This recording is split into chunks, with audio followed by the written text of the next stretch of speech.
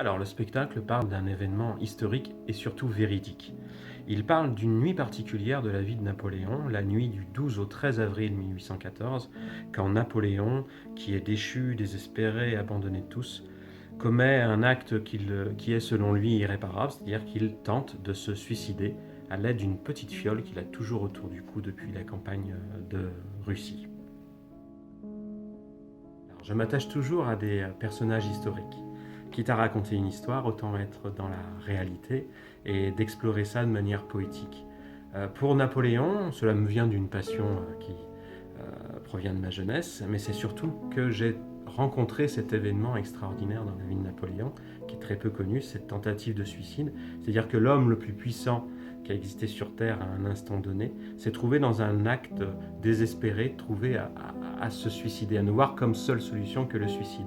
Et j'ai trouvé que cet homme, qui est très décrié politiquement, qui relève de la grande histoire, était intéressant dans cet instant-là parce qu'on touchait véritablement à l'humanité. Et cet homme, en fait, ce n'est plus Napoléon. C'est un homme qui, aux alentours de la quarantaine, a fait un bilan de son existence, se rendre compte qu'il a tout perdu, puisqu'il n'a plus son titre d'empereur, mais il n'a plus auprès de lui sa femme et son fils, et puis surtout, il n'a plus auprès de lui la femme qu'il a toujours aimée. Et cet homme-là, il fait le bilan de son existence, il arrive à la conclusion qu'il a tout raté. Au théâtre, on met souvent des grands personnages pour parler des passions humaines, et c'est une façon aussi pour nous d'explorer nos propres failles, c'est-à-dire qu'à l'aube de la quarantaine, on se met à faire notre propre bilan, et comme Napoléon, on fait la colonne des plus, la colonne des moins, et on arrive à une conclusion, j'espère, un peu plus joyeuse que la tentative de suicide.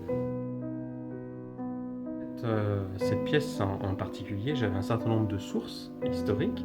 C'est l'avantage avec Napoléon, puisque Napoléon, quasiment tous les mots qu'il a pu prononcer ont un jour été retranscrits par quelqu'un. Donc j'avais un certain nombre de bases en fait pour me lancer dans l'écriture. Par contre, ce que je recherche, moi, c'est l'âme du personnage, et non pas simplement ce qu'il nous dit. Et cette âme, on ne peut la toucher que si on se lance dans une écriture, au final, assez poétique. Donc moi, j'attache beaucoup d'importance à la sonorité, à la construction des phrases qui nous emportent.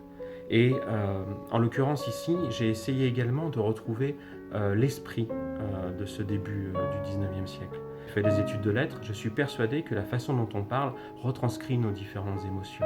Et si j'ai voulu mettre sur scène un véritable Napoléon, il a fallu que je retrouve aussi le phrasé de l'époque napoléonienne.